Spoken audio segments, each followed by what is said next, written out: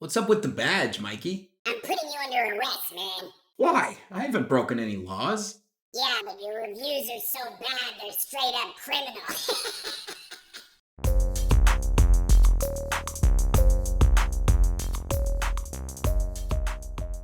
Welcome to O.Chaplins Picks, where I need to watch movies like a zombie needs to eat brains. Today I'm going to be talking about BODYCAM, which is a found footage horror film currently streaming on Shudder. I did a short about this movie when the trailer came out a few months back. If you see a little furry head pop in and out, that's my cat Sasha. She couldn't help herself right now, so I'm just letting her hang out on my lap while I do this review. I am a fan of the found footage genre in general. I like the VHS anthology films. I remember seeing the first Blair Witch Project when it came out when I was a kid and had some fun with that. I also really like a movie called Horror in the High Desert, which I think is a found footage classic. I'm a big fan of that movie. It's very well done. In order for a found footage film to work, I feel like it needs to have a good story, very believable acting, and maybe some clever ideas thrown in there to make it work. And I also respect that the found footage genre is a clever way of making a low budget work in your favor. It's about two cops who do a stop at somebody's house. Once they enter the house, you can tell that everything is just messed up and there's been a lot of weird stuff going on in there. The house is very dilapidated. One of the cops goes downstairs into the basement and he runs into a guy that he thinks has a weapon. He ends up shooting that guy and killing him, and it turns out the guy did not have a weapon. Now the cop is worried that he's gonna fall under public scrutiny once the public finds out and that his career will be over. He decides he wants to cover up the crime and he talks his partner into helping him do that. While they're trying to cover up the crime, you find out that there is all kinds of demonic entities in this house, and not only the house but also in the entire neighborhood that they're in.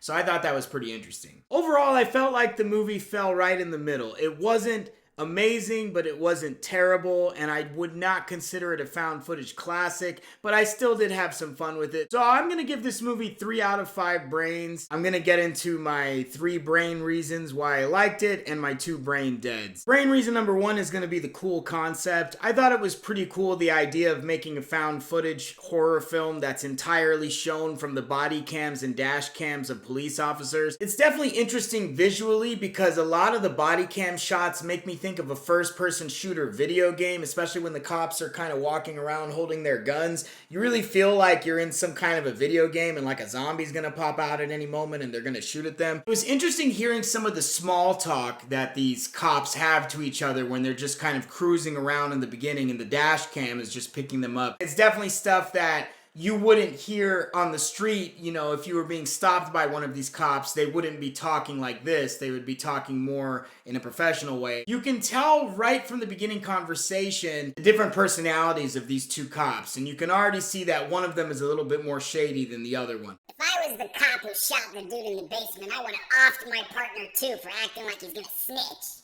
But Mikey, his partner did try to help him cover up the crime. Yeah, but his partner was soft. You know, once he gets questioned, he's gonna sing like a canary. But you know, if you shot your partner too, you'd have that murder on top of the first murder, so you'd have to cover up 2 murders. Yeah, well, it wouldn't be the first time I had to do that. Sometimes you scare me, Mikey.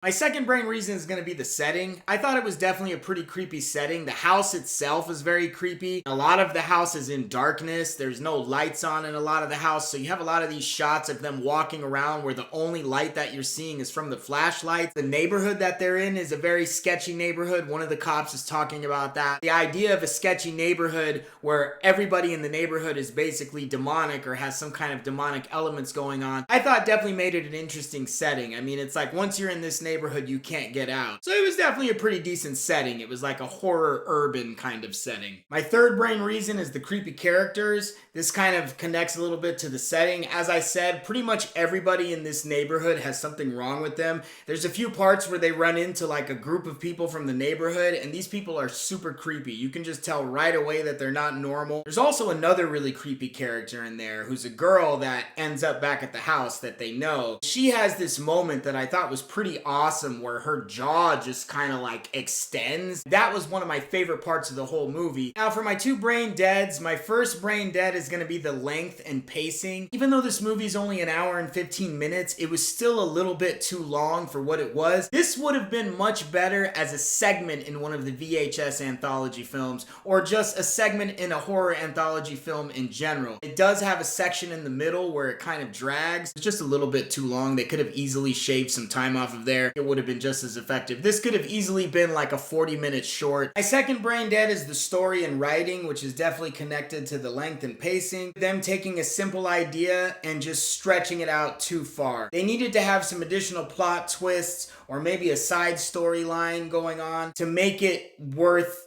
the time that they made the length of the film. They could have definitely taken out a whole half of the middle section and it would have been fine, because the beginning is very strong and then the end is really good. I did get enjoyment out of BODYCAM. I think it's worth at least a one-time watch. I don't know if it's a found footage film that I'll revisit anytime soon or even rewatch it at all. I don't think it really has a high rewatchability. Check out BODYCAM if you want to see a found footage horror film about cops doing shady things while demons are running around. Thanks again for checking out O.Chaplins Picks.